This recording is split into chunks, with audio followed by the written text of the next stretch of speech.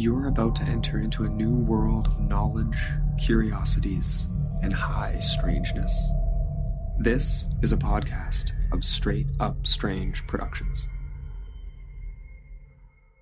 You're listening to Mysteries and Monsters. I'm your host, Paul Bestall.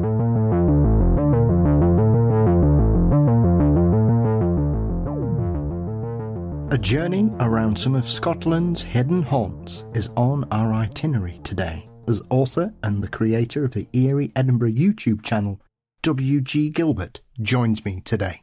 From the infamous cases of Major Thomas Weir and Deacon Brodie, to perhaps the most forgotten haunted house in Scotland, today you'll learn about some of Scotland's strangest spirits. But before that, of course, don't forget you can support Mysteries and Monsters by signing up at patreon.com/Mysteries and Monsters. $4 a month gets you ad-free episodes, guaranteed early releases, bonus content, and more. Thank you to my latest patrons, Paul, Danny Boy, Liam, and Andrew, and to each and every one of you that continue to support the show with your contributions. It is greatly appreciated. Mysteries and Monsters is across all social media platforms. Please subscribe to the Mysteries and Monsters channel on YouTube. You can also visit mysteriesandmonsters.com for episodes and news, and our exclusive merchandise site is available through TeePublic, and the link for that is in the show notes as well. Our intro and outro music are performed by the marvellous Weary Pines. Thank you as always to Dean Bestall for his wonderful artwork. The show is produced by Brennan Storr of the Ghost Story Guys, and Mysteries and Monsters is delighted to be a part of the Straight Up Strange network. Now, to one of the most beautiful countries in the world, where strange things can lurk in the shadows. Scotland is known as a paranormal hotspot around the world, with some notorious and infamous ghosts. Yet there are far more that many people are aware of, and in his brilliant new book, Hidden Haunts Scotland, author WJ Gilbert introduces us to several overlooked events and incidents. Mr. Gilbert, welcome to Mysteries and Monsters. I'm delighted to have you join me. Thank you, Paul. It's a genuine pleasure to be on the show. So I've followed you a long time, and this is kind of the gold standard for me, so it's a pleasure. Oh, well, it's lovely to be held in such regard as someone who's released a brilliant book and has a fabulous YouTube channel as yourself, Wayne. So thank you. This is a mutual pat on the back for us both then. As I was saying, Scotland, as I'm sure you're aware, is a place I'm very fond of. I've been very fortunate to visit most of the major haunted hotspots in the area. I've sailed on Loch Ness. I've visited the castle from Highlander. I really enjoy it. I've had one of the strangest experiences of my life at Glencoe, which I've never been able to put my finger on what occurred that night. It's a place I have a lot of time for, both its history and its modern place in the world, Wayne. For someone as immersed in the paranormal as you are these days with your book and your YouTube channel, would you say that Scotland is one of those countries where the populace are very comfortable with the paranormal? Yeah, I think so. Being from Edinburgh, nicknamed the City of the Dead, we're surrounded by stories and ghost tours and legends and history. So I kind of grew up knowing a lot about the Edinburgh side of things. And as I've grown older and my interest has spread beyond the boundaries of the city, I've started to understand and find out more about everything else that's gone on, and the folklore beyond Edinburgh is just as fascinating as the ghost lore within Edinburgh. And that's really what's kept my interest. You know, there's only so many times you can tell the same stories about like the vaults and Greyfriars and things like that, and to go beyond that and find out the history of places like Ballechin House, Ardrett Castle up in Sutherland, through some of the stories through in Glasgow and Inverness and places like that.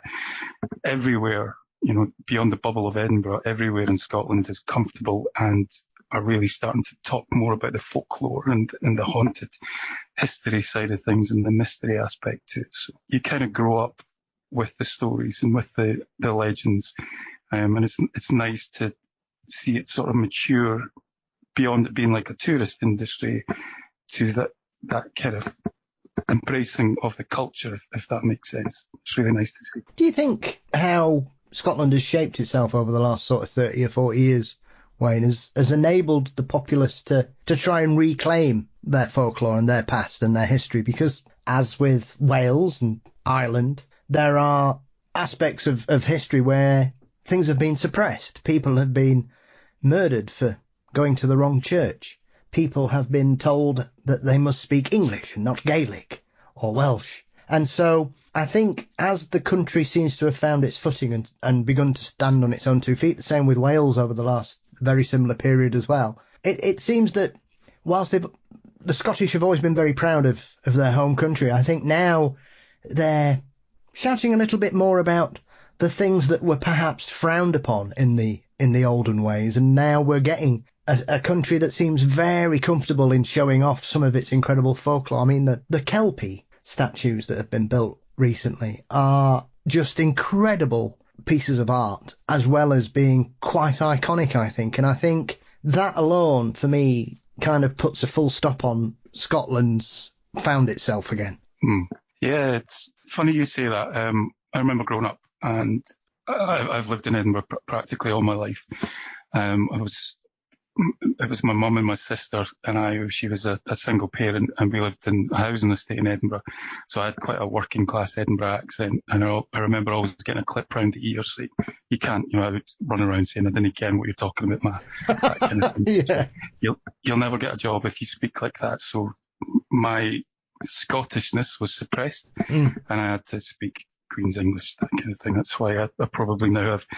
If you're Scottish, I probably sound quite posh to some areas when I'm not. I am working class Edinburgh accent, really.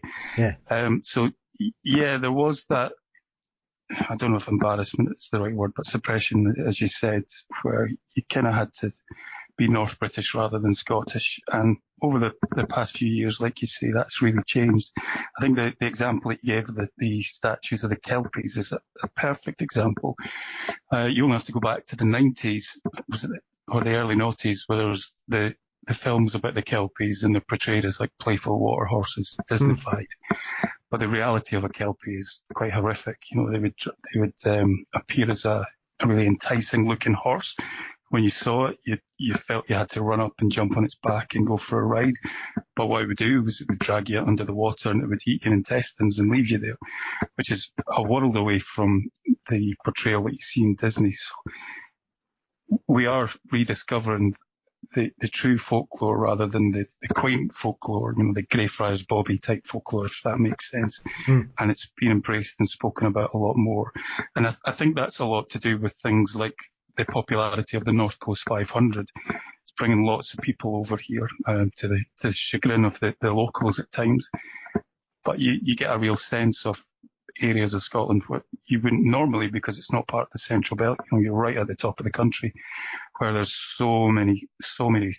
Selkies, Kelpies, Clonyags, which is like the Scottish equivalent of a banshee. I've actually just got a book coming out called The Ghostly Tales of the North Coast 500, which covers a lot of the stories that are up that way around the route of the North Coast. It's like a guidebook. So working on that kind of really shown me how much history and how much folklore there is in other parts of the country, and how we're now doing more, like with the onset of the internet, we can really spread that information, whereas it wasn't really, you had to go to like Cayley's or storytelling centres, that kind of thing. But now we've got a proper chance to tell our side of things, tell our history.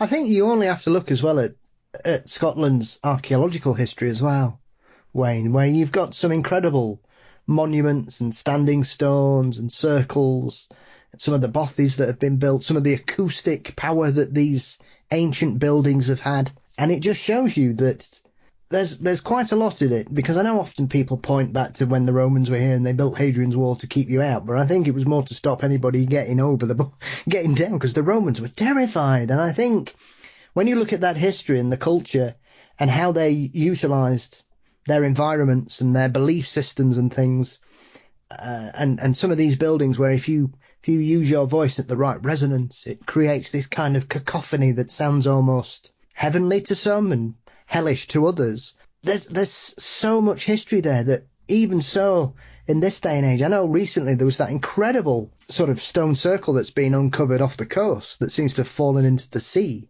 or just the sea has risen above it, Wayne, and kind of reclaimed it.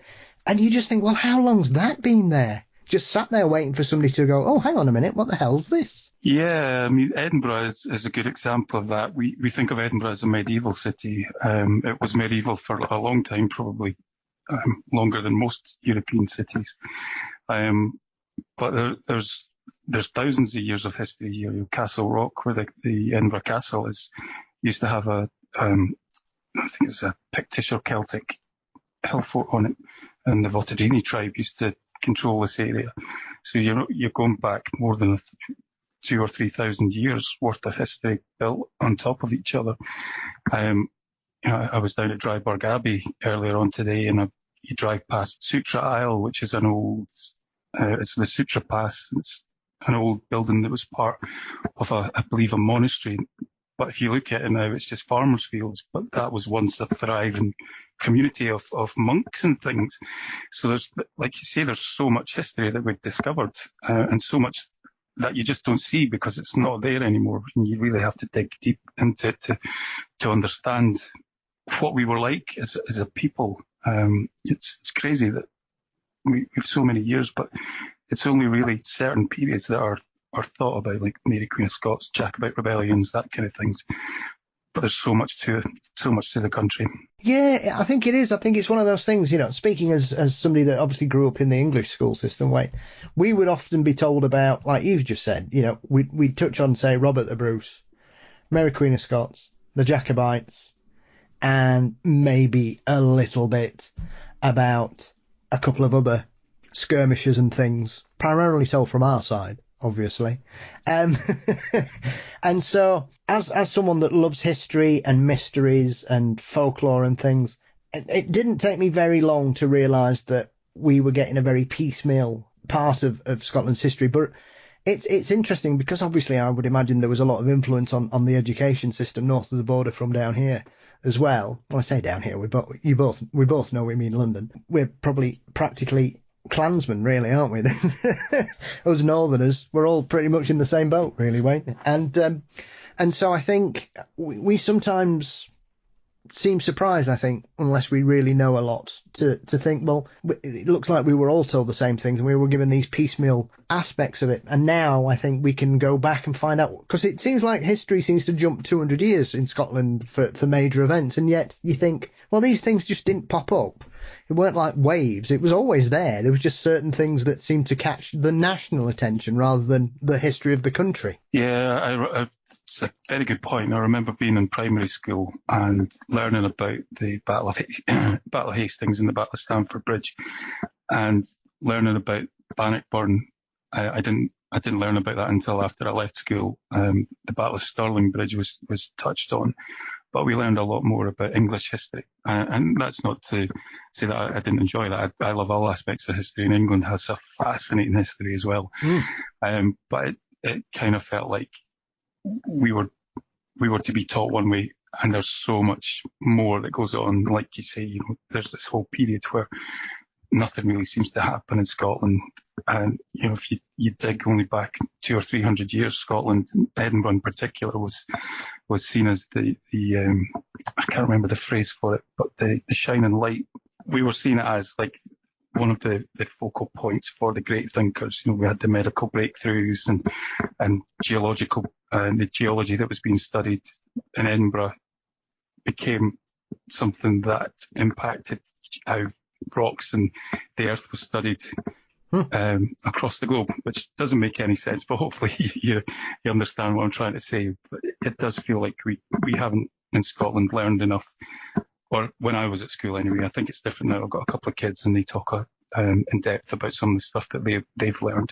Unfortunately, they don't quite have the love for history that I do, but they do seem to learn a lot more about Scotland and the people that we were and that we are than I did when I was at school.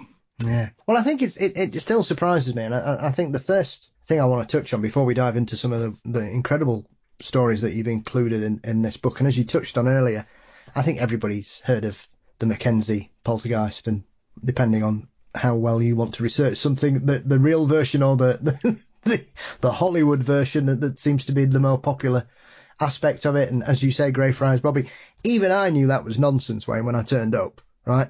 But I still touched his nose, just in case. Just in case. Because you never know. But even that blew me away when I went in the graveyard. And you've got those sticks, that people leave the sticks at the grave. And I'm thinking, what? I've never seen anything like that in my life. I've been... because obviously I did one of the ghost tours, and so we ended up in the Greyfriars churchyard next door to just round the corner from the statue, and obviously infamous because of the McKenzie Pult and the mausoleum there. But even that, like I say, even that kind of little things like that surprise me more than scary stories, because then I think that's when you know something's kind of technically gone above and beyond any version that will pull people back, because people are clearly coming from all around the world who have fallen in love with this story, and most people would suggest that it is, it's one of those tales, but it's still a wonderfully heartwarming story. Yes, it's got a tragedy involved in it, but that even the story of a dog and it pining after its master, even in the 21st century, Wayne, still has that emotional pull on people. And so when I come across a story that's been as well reported and as notorious and has such disturbing elements to it.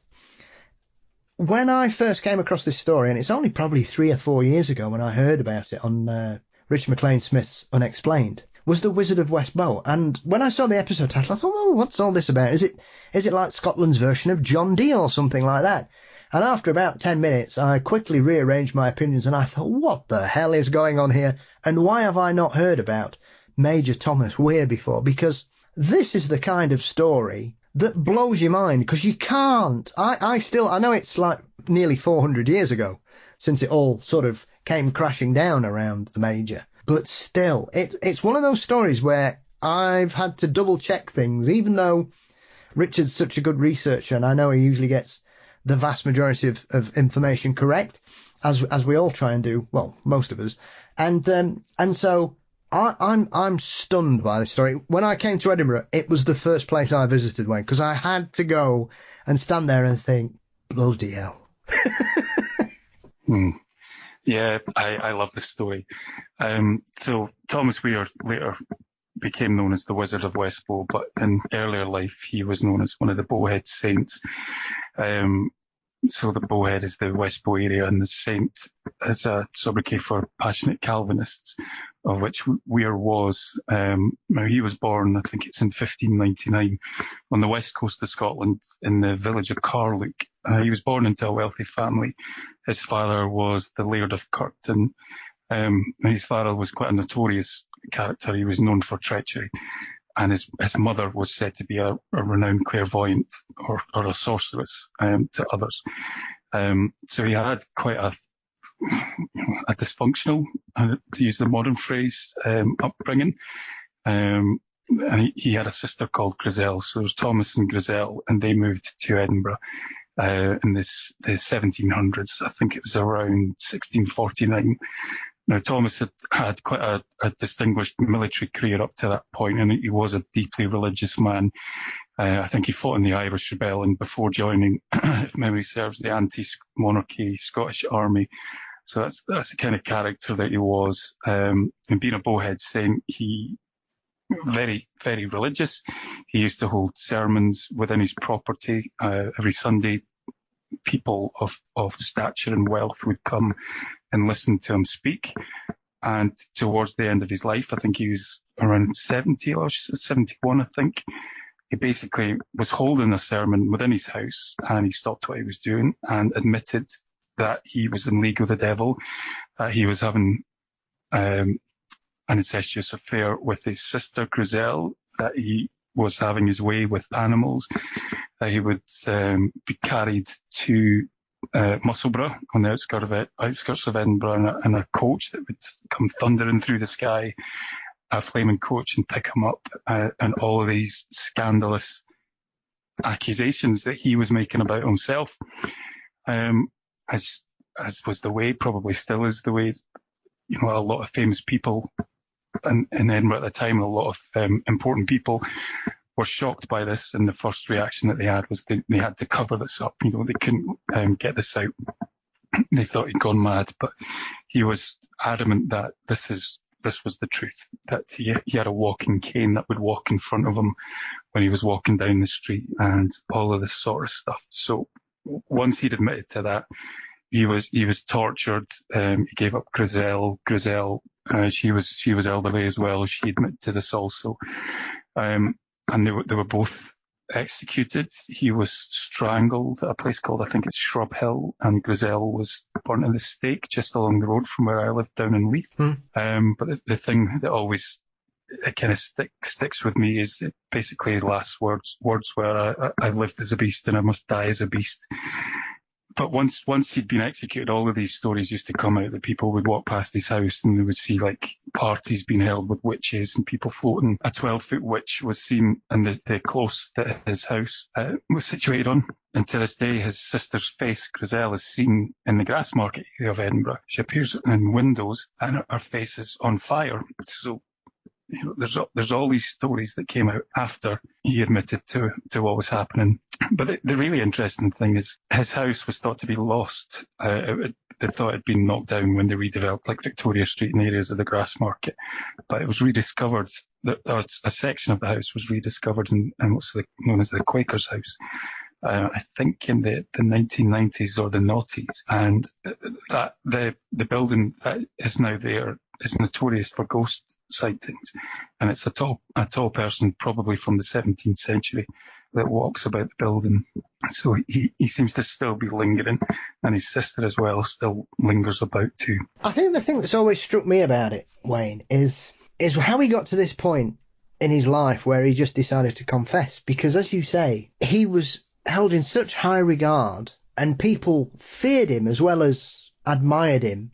He had a fearsome reputation. I know he used to say some very nasty things about Anglicans, amongst other things. But there'd always been these strange rumours about him in the past. And I know there was allegedly one woman who claimed to have seen him fornicating with a cow, I believe it was, who was lashed through the streets of Edinburgh for lying, which one can only wonder how she felt if she was still with us at the point where Weir confessed his crimes. And I know people just seem to be very stuck on why he went, because I know at the time they were trying to say that he'd lost control of his mental faculties, or perhaps he, as we would consider in this day and age, perhaps he had Alzheimer's or Parkinson's or something, and he was suffering from some kind of mental deterioration.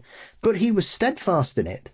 And I believe the doctors said the only thing he's suffering from is a guilty conscience. Yeah, the incident you talked about, I think, was when he lived out Carluke out on the west coast, and he was a younger man. So there is that history of violence with him. And like I said, his father was quite a character, quite a treacherous character who did what he could to get his own way and earn riches from it. So he clearly has some tendencies, sociopathic or psychotic, and I'm not a psychiatrist, so I can't diagnose, but there's a history there with him. To admit to some of this stuff, there has to be, unless there are two possibilities. He did have a mental illness, or he was telling the truth. And if he's telling the truth, then that's quite a scary prospect. Yes. A horse and cart driven by the devil basically would come and collect him. But there's obviously some truth to it. There was a lot of stories came out that instead of sermons at times, he would entertain the wives of some of the local people. So he clearly had an eye for the ladies, shall we say. Like you say, he was adamant that this is the life that he led, and he deserved to be punished for it, which is why the "I've lived as a beast, I'll die as a beast" statement was made by him. But there have to be some things to it that are either completely true and scary, or he suffered from some sort of mental illness, which probably through a modern lens, like you say, would be Alzheimer's or something like that. And Griselle as well corroborated his stories too. Yeah, I mean, that was the thing. This is the strange thing, fair enough, if he's not very well, fine.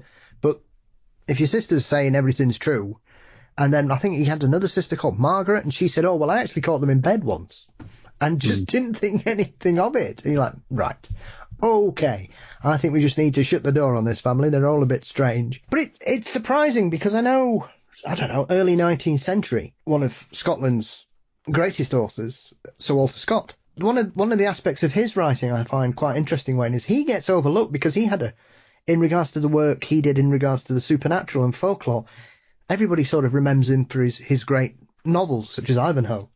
But you've got a learned man who was deeply interested in these aspects of it, who wrote about Weir at that period, and yet here we are 200 years later, and it seems as though it's only been rediscovered again in the last 5 to 10 years. Yeah, for the hardcore Edinburgh ghost lovers, we've always known about Major Weir, but it's been one of these stories that you have to know it, if that makes sense. It's not one that's advertised for exactly the reasons that we've talked about. How do you bring the tourists in to learn about sodomy or bestiality and incestuous relationships? That's not the kind of thing like a McKenzie poltergeist where you've got a creepy looking mausoleum and you've got one person who can be your demon, for want of a better word. This is something far, far darker than that. So it's really difficult to market. So, I've known about that story since I was a boy. I didn't realise some of the aspects of it until I was a wee bit older. Thankfully, I don't think my brain would have been able to cope with that. But and since the 90s, these stories just get overlooked for the likes of the vaults. Whenever the vaults were discovered, that's just taken the zeitgeist for Edinburgh, Mary King's Close, and then the incidents in Greyfriars Kirk as well. Yeah. It is like you say, it's surprising. I think the one thing that made me chuckle when I went there is that there's a Harry Potter shop on West Bow, which I think if you're gonna build a shop celebrating probably the most famous wizard in the world, where else would you have it? Yeah, good point. I never actually thought about that connection, but that's a good point. Yeah, that's the way my weird brain works, Wayne. I mean, obviously, one of the great things about this book is, like you say, you dance around Edinburgh's big hitters and then take us further afield. I mean, there's a couple that I was aware of, and the first one I want to touch on is Tesle Court, because I was aware of this, and so when I came up and I did the vault tour and everything and saw the sights as you can down there if you're stuck in the dark. But this was also one of the places I really wanted to visit because this is a really interesting location as well in the city. Yeah, and it's got a lot of history. It's not the oldest close in the city. I think it's 16th century it was built, or 17th. But it's the site of the old Customs and Excise building, and it's got links to Dr. Jekyll and Hyde. You probably are aware of the character Deacon Brodie. Yes. Yeah, so Deacon Brodie he was another one like Major Weir. He was like a stand-up Edinburgh citizen. He was let me think, what was he again? He was the locksmith, one of the main locksmiths in Edinburgh. Edinburgh in that time was really small. If you've ever been, it was basically the Royal Mile, which is an old Scots mile. It's not very wide. It's like a fishbone with all these different closes, these narrow streets leading off the main street. And there was about 60,000 people that were crammed into that in the 16th, 17th and 18th century. We if the story is right, we were the first place to build skyscrapers. Some of the tenements were 14 stories high, 7 stories in stone. The other 7 stories would be made of wood. So that's where the poor people would live, because you can't light a fire in a wooden structure. So he was a locksmith. He was also head of the town council by day, and at night he lived the second life. He was another person who had a love for extracurricular activities. He had quite an extravagant lifestyle. He drank excessively, he gambled, he had mistresses, he had umpteen illegitimate children, and he had to fund that. So he came upon the idea of, he was the locksmith. He cuts keys for everybody. He cuts keys for the rich people. If he cuts the key, leaves it a few weeks, then he's got access to that person's property. If you leave it a few weeks, then the attention won't be on you. That was his thinking. And he made quite a successful life out of that. And that was until they decided they were going to rob the Customs and Excise house in Tesle Court. So he was the leader of a gang of robbers. And they'd planned this raid on the excise office in Tesle Court. But the problem was an employee returned to work during the raid and disturbed them. Now, they managed to escape. Most of them got caught, but Brodie managed to go on the run. He escaped by ship from Leith and tried to head to Amsterdam to avoid capture. Tried to bribe the ship's captain to divert the ship and all of that sort of stuff, but he ended up having to come back to Edinburgh, and he was captured and hung in front of a crowd of about 40,000 people.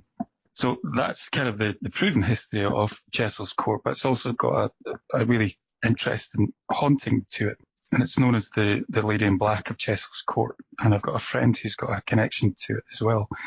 So it was in the 1740s, I think. But there was a woman who lived in Tesle Court called Mrs. Gordon, and she lived on her own, and she lived in she was quite a well-to-do woman. It's quite a nice area, so the houses were quite large, and she lived on her own. She did have a brother who would come and stay with her on occasion. But the ghosts, the haunting started basically one night, and it's kind of one of these things that just starts really small, really innocuous. She heard somebody coming up the stairs to her door, expected a knock on the door. Nothing happened. That happened a few times after, and she managed to get to the door. And before she would open it, she would hear really heavy breathing outside. And if you've ever been to Edinburgh, everywhere is uphill, so it's not unusual for us to be out of breath whenever we're walking. But she would get to the door, open the door, and there's nobody there. She'd step outside with a lantern in her hand, trying to see if she could see people running away. Never found anybody, never heard anything, and just assumed that this was something unusual that was going on. So that happened on a regular basis. And then Mrs. Gordon's brother came to stay for the night. They sat up. They talked. She didn't really want to tell him about the things that had been happening, so she didn't. He retired to go to sleep in the guest room, and he woke up in the middle of the night to see a woman in a black dress walking out of an alcove across the room and through a wall. And he basically just, that's enough. I'm out of here. So he apparently never came back. I think that's the only recorded time that she's been spotted. But there was somebody in the 80s that lived in Tesle Court as well, and he had quite an insidious encounter where he woke up in the middle of the night. He could hear breathing, and it's the kind of that really classic old hag where he could feel somebody lying on top of him, and he could hear the breathing as well. But also I've got a friend called John Tantallon who he's got a YouTube channel, and he runs ghost tours in the area called North Edinburgh Nightmares, and he stayed in Tesle Court before he was going to a gig at the Usher Hall, and they'd ordered pizza, and they heard footsteps coming up the stairs, so they opened the door expecting to see the pizza delivery guy, and nobody appeared. The stairwell was empty, but both he and his girlfriend at the time had both heard footsteps coming up the stairs. I believe that happened on a couple of other occasions as well. So that kind of, I know John, I know he does do ghost tours, but he's a very genuine guy. He doesn't embellish stuff. That just kind of really brings it home that there's something going on in Tesle Court. It's remarkable, really.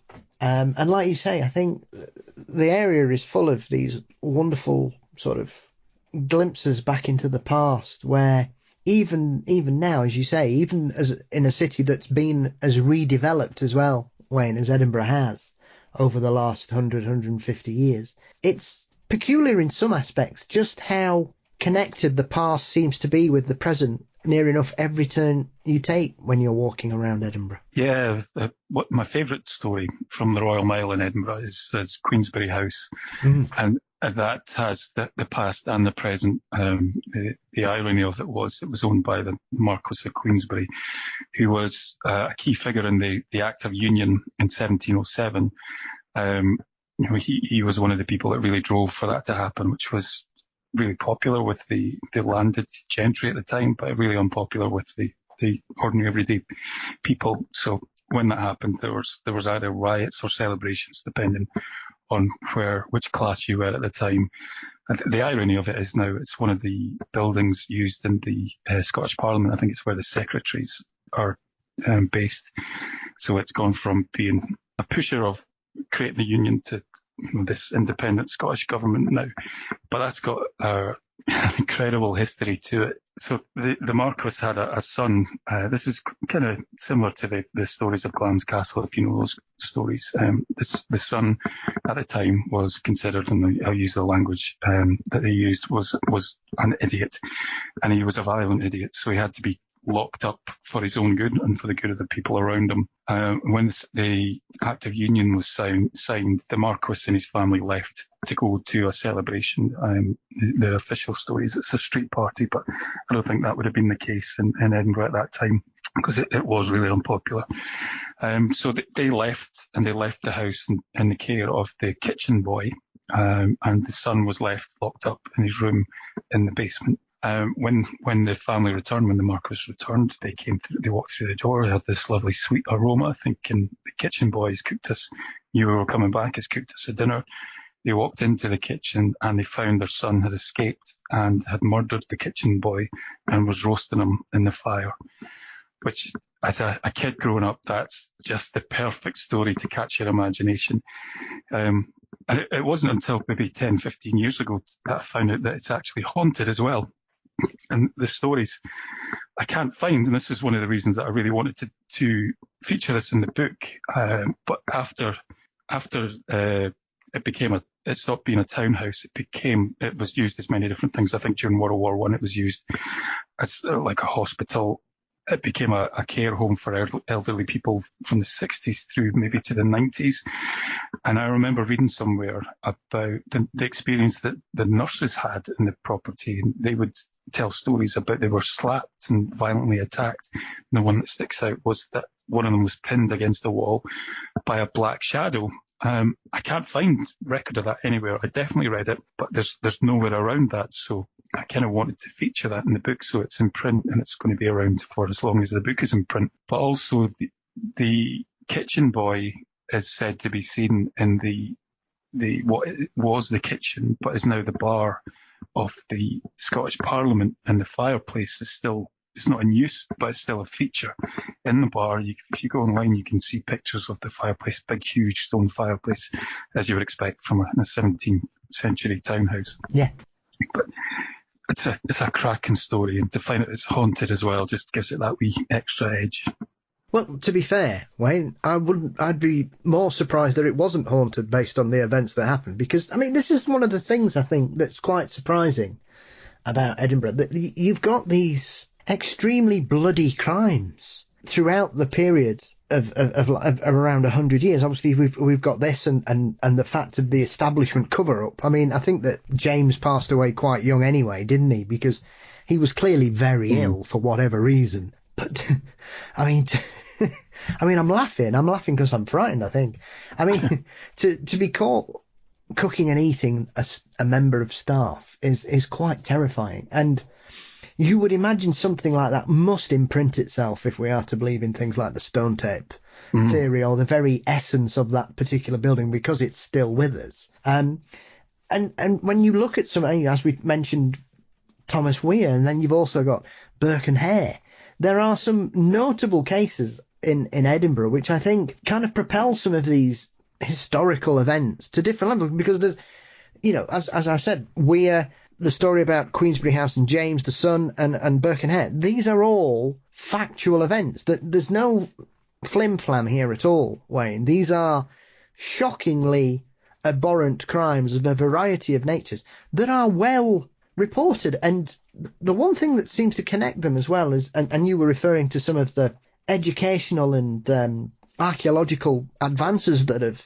have come through Edinburgh over the years, and you look at the history of medicine in the city and the advancements that was done due to the dissection of bodies and the works that were going on there with the surgeons and the schools, that there's a lot of establishment fingers in these cases that seems to get pulled away, and they kind of just leave the miscreants to deal with the ramifications, because obviously Burke and Hare famously were taken to trial. One was hung and one was not, but nobody in the medical establishment was tried or anything. And at the end, the reason that Burke and Hare were doing what they're doing was because they were being paid by people who knew exactly where these bodies were coming from. Exactly. You mentioned there James, the son who killed the kid. He was basically just whisked away and kept. I think he was moved down to England. He did inherit titles. He never inherited the Marquess because of what he'd done. But that's the punishment for him. He just didn't get elevated to the level that his father had been. You mentioned Dr. Knox there. Yeah. Dr. Knox lived in a street called Blackett Place, which is a fantastic haunting on it. He escaped. There was a mob outside his house baying for blood. The ordinary people wanted to take justice, the law into their own hands, but he escaped dressed as a Highlander. He was never brought to trial, but Burke and Hare were. Like you say, it was, if you had the money, you got away with it. Yeah. And this is not a modern thing. I mean, often people think that this is something that happens in the modern era. It's always gone on, regardless. That we've always had this two-tier. There's the likes of us, Wayne, and then there's the ones above us who control everything in whichever realm, be it political or royalty or religious sects. They're always above us, regardless, and we can't seem to reach up to pull them down to our level to receive the justice that they all deserve, to be fair. Yeah, we do try at times, but it never quite happens. I mean, it does seem sometimes that you basically can walk out of one street onto another, and it's almost as if you're walking away from one ghost and straight into the embrace of another one. Do you think that that's one of the great things about Edinburgh? Because for me, in Britain, Edinburgh and York, for me, are shoulder to shoulder in regards to their haunted histories, and the fact that both have really embraced both their tumultuous histories as well as their supernatural grip on us. And so it's, for me, it's one of those places where you can just, every step you feel like you're walking through the past, Wayne. And even for somebody who's near enough a lifelong resident, does it still seem as fresh and exciting for someone as well versed with its haunted history as yourself? It does, yeah. So I live in Leith, near the shore in Leith, and at the bottom of my street is a 16th century cemetery. Yeah. Lived here. My neighbour down below me has lived here all her life, and I got chatting to her, and she used to tell me stories of when she was a kid, that before they built the Waterleith walkway, the graveyard went down to the river. And when the river flooded, the bones would get washed out. So they'd go and collect the bones, and she'd hide them under her mum's bed, and they'd play football with skulls in the street. And that just kind of blew my mind. And then I went on, the guy I mentioned earlier, John, he does a ghost tour around this area. I don't know. I'm starting to learn more about it through the likes of John and through some of the other local storytellers. The history of Leith was brand new to me. We were bombed by the American Navy in the 18th century, which meant that we had to build a fort to protect ourselves against the Americans, which blew my mind. There's a ghost story. I can look out my window on the Leith Library, and there's a story of the ghost who's known as the Catman, who had been drinking in a pub in the 90s. He'd met a man from Aberdeen. They'd got himself what we call a carry-out, so they'd gone to the shops to buy some booze to go drinking back in his flat. It turns out the man from Aberdeen killed him. He was going to go to trial, but some of the witnesses that they brought up for the prosecution testified that they'd seen the man after the pathologist and things. The forensics had said that the guy was dead, but they were like, nope, I saw him. I walked past him in the stairwell. So this is a ghost story that genuinely, like you say, this is a real event. It delayed the murder trial because these people, I think it was 3 people, had seen this man after he'd been killed. And I had no idea about this story. I didn't know about the story at the time. I think the late 90s. So to hear these things and to know that there's the Trinity Poltergeist, which is about a half mile away down the road from me, and all of these other stories around me, there's so much more to find out about Edinburgh than I ever thought I knew. It is surprising sometimes when you speak to people. I mean, in my real job, I work for the Royal Mail, and I think must have been last summer. I think we had one of our posties ring up from Sorky in Scotland, and he lived on Park Crescent. And so I said to him, "Oh, so you live on the famous haunted street then?" And he went, "Yeah, and it's still haunted now." And so we ended up having a 10-minute conversation about all his relatives and friends on the street, apart from who all knew about the Campbell story, and said, yeah, everybody on the street has strange experiences, and they're still going on now. And And I mentioned this to Malcolm Robinson about it, and he said, oh, yeah. He said, I've spoke to loads of people, but nobody wants to come forward and go into print about it. But everybody says the street's haunted, not just that particular house, which I thought, what? Yeah, I work with a girl who's from Alloa and who also spent time in Socky. And they would avoid that street when they were driving past. So there's still something going on there. It's a fascinating account.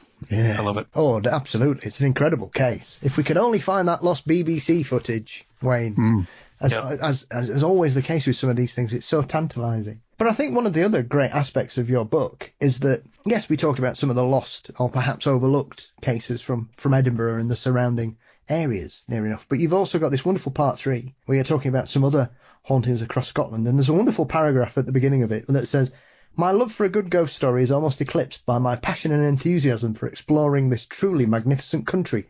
My friends often joke that Visit Scotland should sponsor me, as I speak so highly and with such enthusiasm about the land of my birth. And I can only concur with that, whilst I'm probably nowhere near as well travelled in the glens and woods of the area. Whenever I've been in there, and like I said, my first visit, we basically did a touring car trip for 2 weeks and just drove around, stopped at a B&B, and just drove all the way up to Inverness and back down. And so we just stopped in some really wonderful places, and that we were blessed with the weather, Wayne. And I can remember coming down the west coast of Scotland on a beautiful summer's day. The sun was shining, and we were just looking across, and it was to die for. It was almost as if I was having a glimpse of heaven if it was covered in heather. You know, it was absolutely glorious. And I just thought when you've got the weather like this, it's like where I live.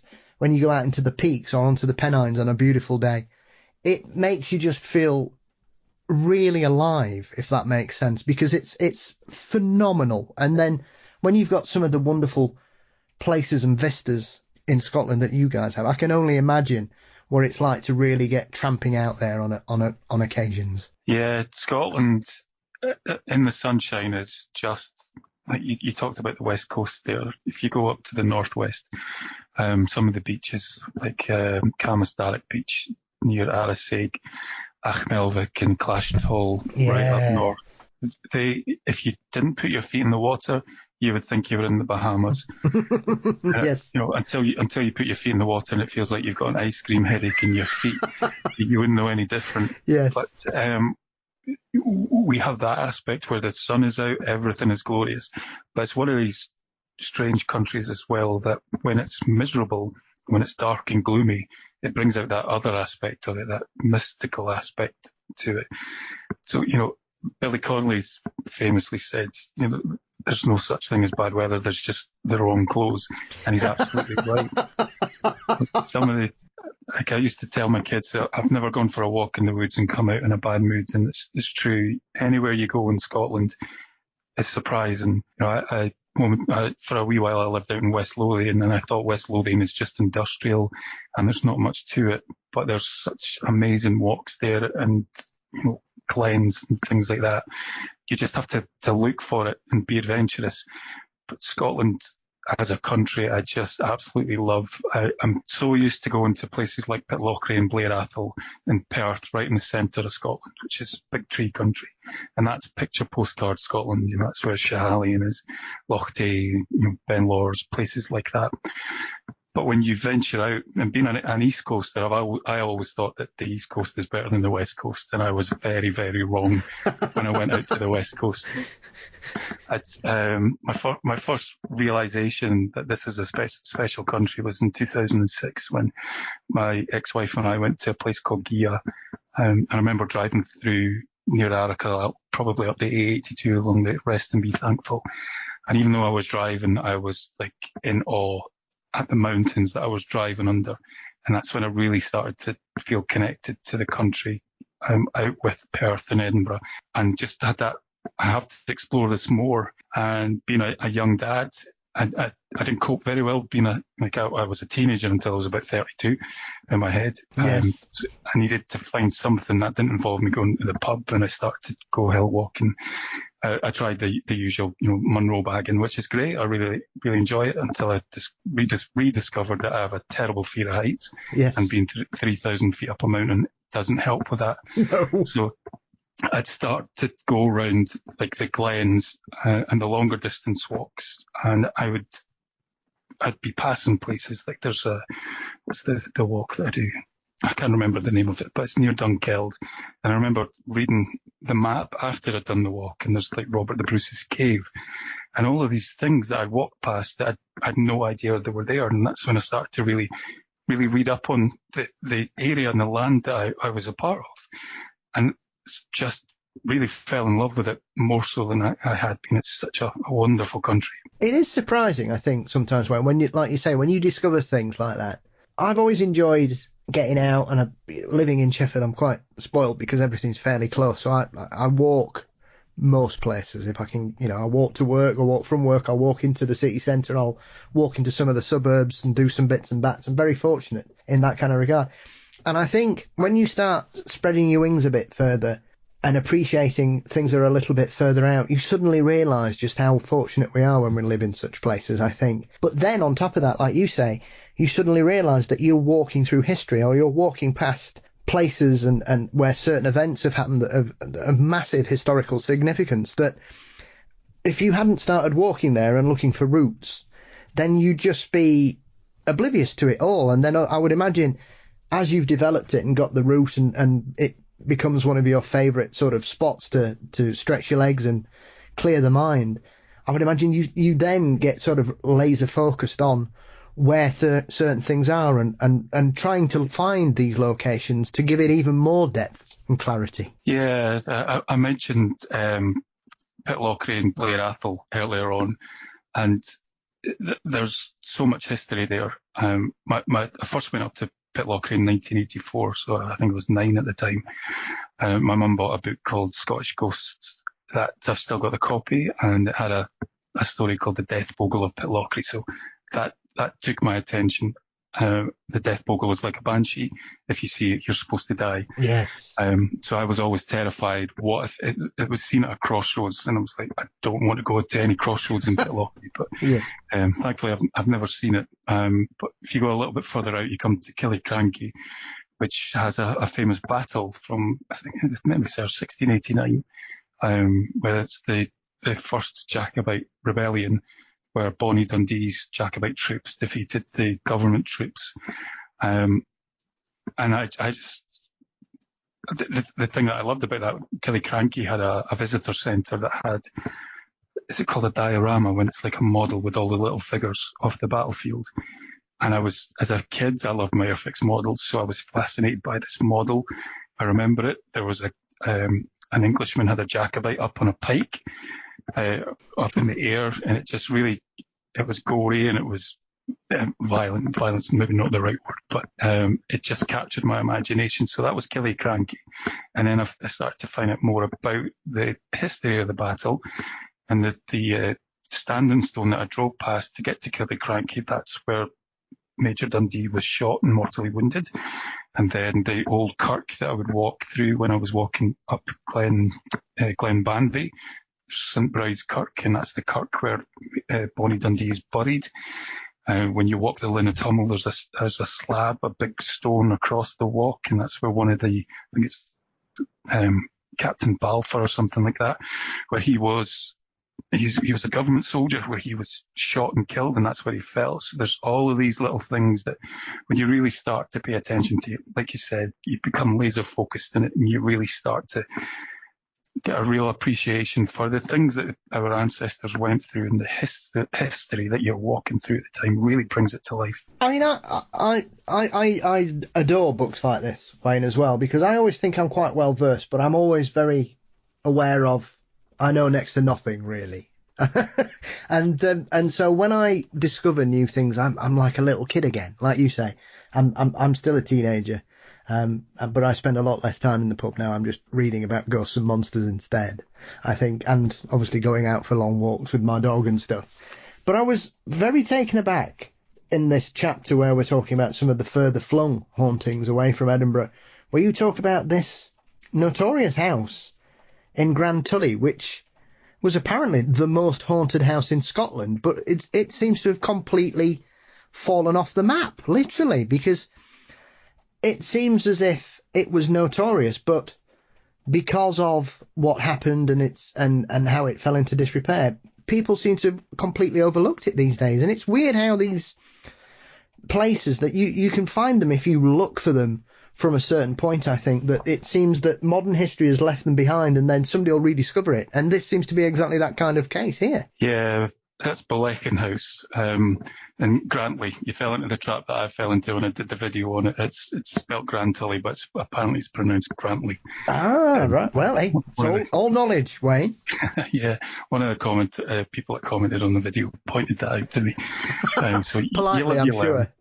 Yeah, they were lovely about it. Yeah, Ballechin House I knew about, but it kind of, I have a book called the Guinness Book of Ghosts and Spirits, and if you can get your hands on that, then it's fantastic. It's got stories from across the world, and it's got the story of Ballechin House in it, but I hadn't really read that probably for about 10 years, and then I just thought, I'll pick it up. I think I was looking for The Exorcist. You know, there's a couple of accounts that are linked to The Exorcist, Eleanor Zug and things like that. Yes. And then I stumbled upon Ballechin House, and just rejig my memory. Ballechin House, basically, like you say, it was notorious at the time. It was an early version of Borley Rectory, but in Scotland. It had investigations by the SPR. It had some incredible weird stories to it. It wasn't just one type of ghost, you know, it wasn't just an apparition of a white lady or anything like that. It had phantom dogs, it had poltergeist activity, it's got a ghost nun. It had all of these different things to it, and nobody knew about it. It just dropped off the radar. So it's stories like that I just find fascinating. Something that was so well documented. It was in the newspapers, you know, not just in Scotland, it was in the newspapers right through the UK. I think it even made it to some of the world newspapers, but nobody knows about it anymore. Nobody talks about it because it's been overtaken by, you know, in England, you've got your 30 East Drives. In Scotland, you've got Greyfriars, that kind of thing. These things just drop out the zeitgeist, and it's this kind of story that's really good to bring back into the public attention. Well, yes, because I think one of the things you sometimes read these stories and they seem to be just meandering along and telling us about a person, and here I think it's Major Stewart, isn't it, who's sort of attached to the house as more unusual history. And then obviously he dies, and a relative takes charge of the property. And I'm reading it and I'm thinking, right, and when you read something, sometimes my brain will go, hang on a minute, let's read that again. And so for anybody who's yet to read the book, Wayne, whoever took over the house, was it his nephew or something, John, I believe it was called, he had all his dogs put down because he didn't want them in the house, which for me, I had to read it 3 or 4 times and think, at what point does somebody make that decision in good faith? Yeah, it's so Major Stewart had a long service history, particularly in India, and he built basically Ballechin House, and he lived there. He was a bit of a recluse, but he did have one female servant who was a lot younger than him that he was very close to. She's kind of believed to have, I think their official story kind of harks back to what we were talking about with cover-ups, was that she died in her sleep, but she really died in mysterious circumstances. And I think the finger of suspicion falls on Major Stewart as being responsible for her death. But he loved dogs, and he had a lot of dogs in the house. And like you say, he died, and then the nephew decided he didn't want the Major's dogs, so he killed them all, which just beggars belief that you would do that. You know, there are plenty of other families around. It's the 19th century. People will have adopted dogs at the time. I think they were working dogs as well. Yes. So they would have benefited their family. And it's from that from the Major's death really that the hauntings start.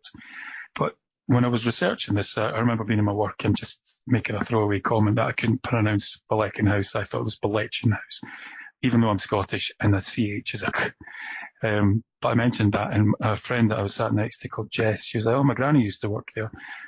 And I was like, oh yeah. And our granny did work there. She didn't have any specific stories herself, but she went away and spoke to her granny, and she was like, oh yeah, the dogs.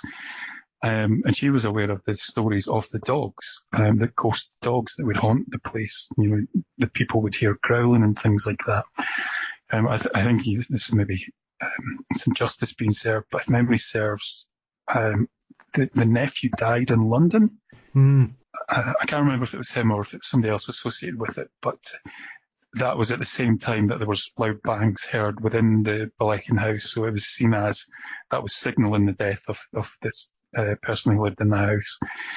But it was really well investigated by the SPR. There was a woman called Ada Goodrich Freer who documented it all. And their findings were published, and I think you can still find them if you go into the SPR's archives. Yeah. They did a lot of seances, and during one of the seances, I think they were told to go up to this neighbouring glen, and when they did, that's when they saw the apparition of this nun. Which, what's the link between the Major and the nun? What's the link between the Blechin house and the nun? It's just a mind-boggling story, and it was at that time billed as the most haunted house in Scotland. But now there's only a small part of it remains because there was a fire in 1963, which meant that they had to demolish the majority of the building. But there's a part of it that's still there, and I don't think there's anything that's carried on. Certainly my friend's gran lived there after she worked there after 1963, and she didn't report anything. So it seems like it's died down, but it's one of these ones that really was like a burning bright story that then just faded away and is no longer spoken about. I know when I've read about what went on and what people were reporting, the first thing that struck me was The Haunting, the film, Wayne, in regards to these enormous crashes and bangs that people could hear. And I think John and his family, weren't they so perturbed that he thought, bugger this, I'm going to build a new wing and live in that? And because you would think, well, clearly, if we're supposed to believe that these are rational people, that's an extremely irrational reaction to living in such a house, because you would think, I mean, obviously he's a very irrational person based on his behaviour and his horrific treatment of his uncle's pets, for one thing. And you could probably suggest as well that event was the catalyst that kicked it all off, I think, because it doesn't seem like there was much reported before the Major died. And then you've got this horrific event that goes on with the pet, and then all hell breaks loose after that. And like you say, I think he was run over, which I think is quite apt in London, John. Some would say it's poetic justice, I would suggest, Wayne. But it just shows you, though, that once again, here we have an extremely haunted house that suffers a strange fire. You could say that about Boleskine. You could say that about Borley Rectory. Both burnt down. Both were supposed to be some of the most haunted locations in Britain, and they both burnt down. And for it to essentially settle down over the last sort of 60 years into sort of what seems to be quite a pleasant place to live these days is quite surprising. It's almost as if sometimes you have hauntings that seem to have a time limit on them, Wayne, or that some would suggest that their work has been done and they no longer need to hang around anymore. Yeah, it seems, your classic apparition type hauntings, the residual types, are the ones that stick around.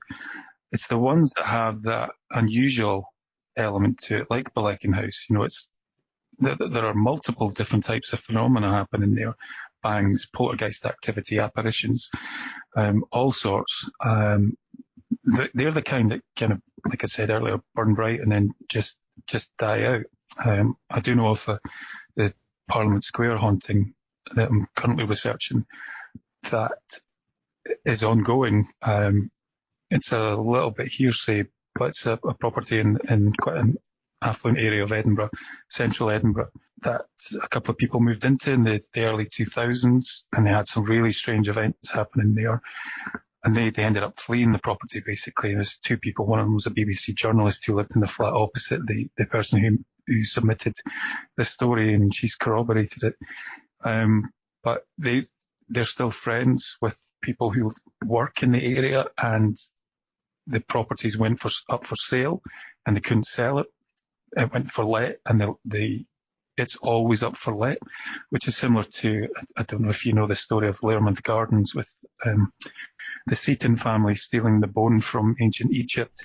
Oh, yes. Yeah, that's a fantastic story. Peter Underwood's believes that to be the proof of a haunting. He thinks it's we thought it was the most convincing haunting that he'd ever encountered. Yeah.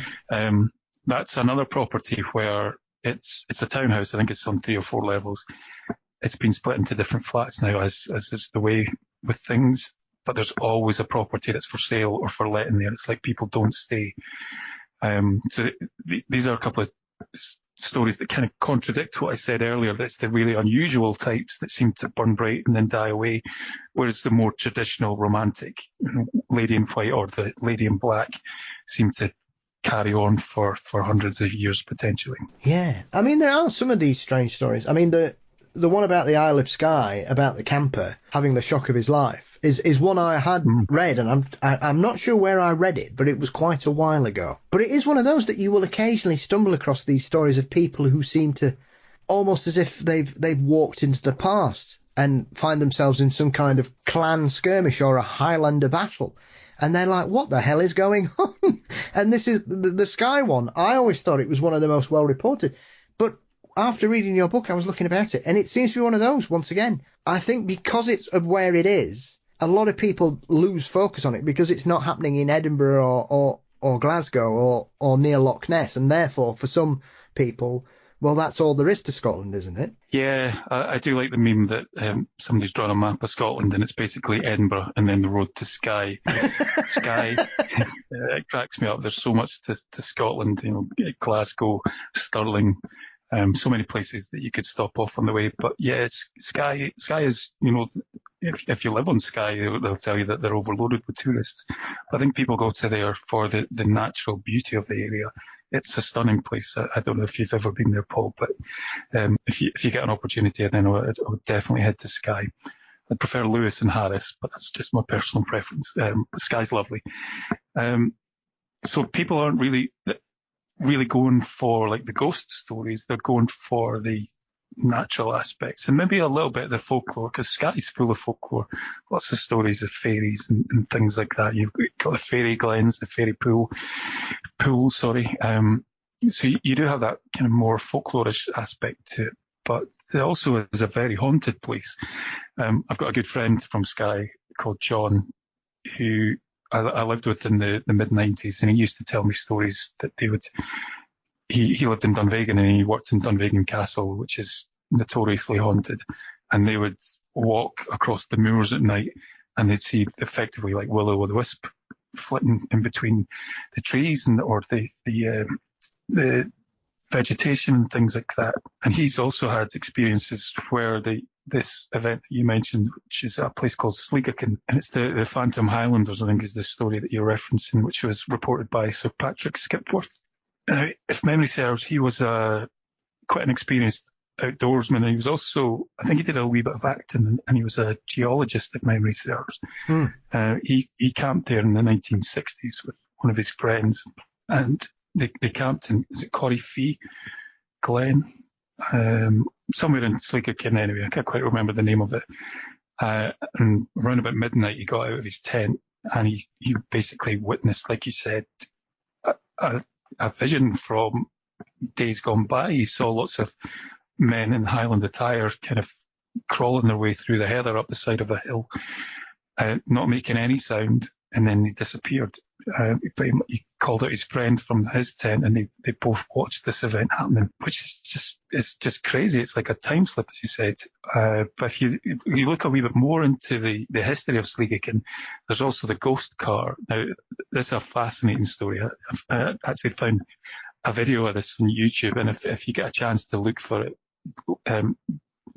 because they're talking to people who've lived in Skye all their life, and their accent is just wonderful. It's like they're singing the story to you. I could listen to them all day.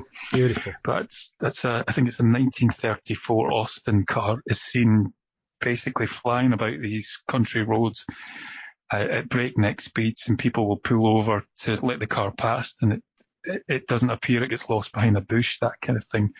But again, I spoke to my friend John, and he said, yes, everybody talks about that on the island, but nobody talks about that on the mainland because it's not an Edinburgh-based story. It's not Glamis Castle or anything like that. It's not one of the really famous ones. And he had his own experience there. He was driving with his girlfriend along the road at Sleegakin, and they saw a girl at the side of the road. I think he'd mentioned that she was in kind of camelish coloured clothes, like a Hessian sack type thing. And they thought that she wanted a lift. And as they drove past her, they looked in the mirrors and she was gone. But they were both adamant that they'd seen her when she drove past. So there's something about that area of Sleegakin, that road in particular, that has clung on to some sort of energy, and there's something reliving or replaying itself there.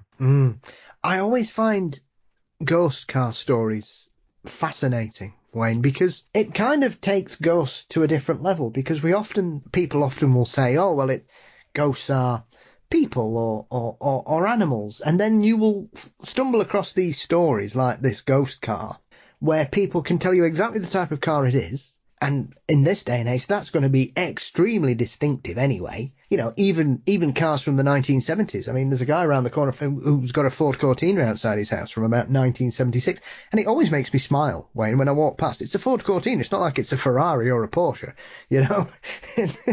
But that always reminds me of being a kid, because my granddad had a Ford Cortina. So one of the first cars I ever drove about in as a child. And so when you have these stories where they've got specific makes and models that are unique to the sighting in the modern era, I mean, even if you started seeing this in the 50s and 60s, you would think this is some kind of relic, really, rather than which local hermit may have got their hands on a 1936 Austin. And I just love them, because then you think, well, how on earth have we got a ghost car going on? Because cars don't have souls, do they? Yeah, if you believe in the stone tape type theory, then what event is it replaying? Well, you know, the islanders talk of the reason for the haunting was there was, I think it was a priest was driving the car onto a ferry, and something happened. The accelerator pedal stuck, or he must have put his foot down too hard, and it caused the car to burst through the ferry doors at the other end of the pier and plunged into the water. And he died, and there were two women and a young child that were with him, and nobody survived that. And that's the catalyst that people talk about for this haunting. But why would it be on this stretch of road, and why wouldn't it be at the place that the accident happened? Such a strange story, but I love it. Like you know, who doesn't love a ghost car zooming around a dark country road on the Isle of Skye? It's a great story. Absolutely. It's up there with the possessed Ford Capri for me, I think. Yes. From the south coast in the 90s, which was hilarious, and just a very strange, especially when he said, and it eats all my tapes. Oh, that's probably just a crap tape deck, I think. Or you've got really rubbish taste in music, and it doing us all a favour, perhaps. Who knows? I mean, before I let you go, Wayne, is there one story that you think is incredible and baffling that more people don't know about? I think I referenced it earlier. It's the Blackett Place haunting. That one, I knew nothing about that until 2 years ago. And it's a book by, I think it's Alan Murday or Ron Halliday. And it's basically just a paragraph in the book about a Victorian property where apparitions were spotted. And I didn't really take any heed of it. It's just one of these run-of-the-mill stories. But then I thought I'd dig into it a wee bit more. And it's it's another one that's a strange story, and it's got lovely links to sort of famous Edinburghers. I mentioned Dr. Knox; he lived in Blackett Place. It's got links to Dr. Bell, who was the inspiration for Sherlock Holmes. He lived in Blackett Place as well. So you know, there's that history aspect to it also. But the story is more than just the odd apparition of a woman in white, although she features a lot in it. It was a Greek family moved in. The names of them aren't mentioned in the accounts that I can find, but we have been able to dig up a little bit more information on it, and we found a couple of names. Basically, the woman that lived in the property before them is believed to have died in her bath. I think she drowned in her bath, and they moved in afterwards. And that's when things started to get really weird. It's quite a big property. If you know this area, it's up beside the Commonwealth Pool.